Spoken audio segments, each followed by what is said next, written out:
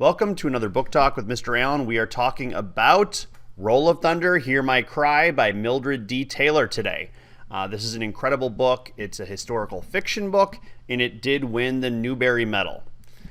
The book is set in 1933 in Mississippi during the Great Depression. There's a lot of poverty in this book as a result of that, and our main character is Cassie Logan, a young African-American girl.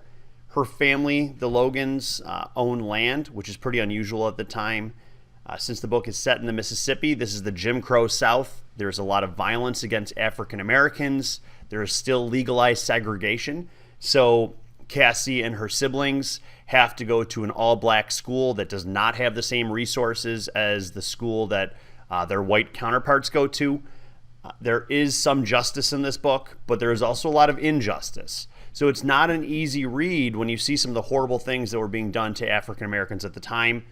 It's a great book. I read it when I was your age. It was published in the 1970s, and it still is relevant today in a lot of ways. So it's worth reading. Cassie is a great, tough protagonist, and you're rooting for her throughout the whole book. And you also, again, learn a little bit about history. So I would say very much worth a read. And now here's just a short excerpt from the book.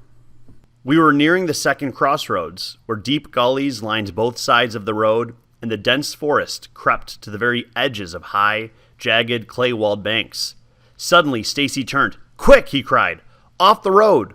Without another word, all of us but Little Man scrambled up the steep right bank into the forest. "Get up here, man," Stacy ordered, but Little Man only gazed at the ragged red bank sparsely covered with scraggly brown briars and kept on walking. "Come on, do like I say." "But I'll get my clothes dirty," protested Little Man. "You're going to get them a whole lot dirtier. You stay down there. Look!" Little Man turned around and watched saucer-eyed as a bus bore down on him, spewing clouds of red dust like a huge yellow dragon breathing fire. Little Man headed toward the bank, but it was too steep. He ran frantically along the road looking for a foothold and, finding one, hopped onto the bank, but not before the bus had sped past, enveloping him in a scarlet haze, while laughing white faces pressed against the bus windows. Little Man shook a threatening fist in the thick air, then looked dismally down at himself. "Well, old Little Man done got his Sunday clothes dirty," TJ laughed as we jumped down from the bank. Angry tears welled in Little Man's eyes, but he quickly brushed them away before TJ could see them. "Ah, shut up, TJ," Stacy snapped. "Yeah, shut up, TJ," I echoed. "Come on, man," Stacy said. "And next time, do like I tell you." Little Man hopped down from the bank. "How come they did that, Stacy, huh?" he asked, dusting himself off. "How come they didn't even stop for us?" "'Cause they like to see us run, and it ain't our bus," Stacy said, balling his fists and jamming them tightly into his pockets. "Well, where's our bus?" demanded Little Man. "We ain't got one." "Well, why not?" "Ask Mama," Stacy replied, as a tow-headed boy, barefooted and pale, came running down a forest path toward us. The boy quickly caught up and fell in stride with Stacy and TJ. "Hey, Stacy," he said shyly. "Hey, Jeremy," Stacy said. There was an awkward silence. "Y'all just starting school today?" "Yeah," replied Stacy. "I wish ours was just starting," sighed Jeremy. "Ours been going since the end of August."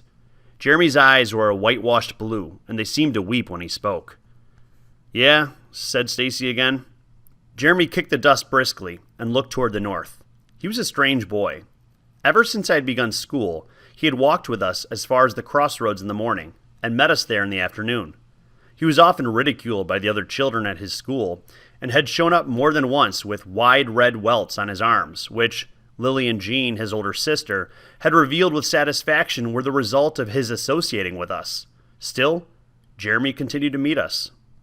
When we reached the crossroads, 3 more children, a girl of 12 or 13 and 2 boys, all looking very much like Jeremy, rushed past. The girl was Lillian Jean. "Jeremy, come on," she said without a backward glance, and Jeremy, smiling sheepishly, waved a timid goodbye and slowly followed her. We stood in the crossing gazing after them. Jeremy looked back once, but then Lillian Jean yelled shrilly at him, and he did not look back again. They were headed for the Jefferson Davis County School, a long white wooden building looming in the distance. Behind the building was a wide sports field, around which were scattered rows of tiered, grade-looking benches. In front of it were 2 yellow buses, our own tormentor and one that brought students from the other direction, and loitering students awaiting the knell of the morning bell. In the very center of the expensive front lawn, waving red, white, and blue, with the emblem of the Confederacy emblazoned on its upper left corner, was the Mississippi flag. Directly below it was the American flag. As Jeremy and his sister and brothers hurried towards those transposed flags, we turned eastward toward our own school. So already earlier in the book, you get to see some of the injustice going on at the time. Like I said, this is a really great read. It's a historical book, and I recommend you check it out. If you like this video, click like and click subscribe. Keep on reading.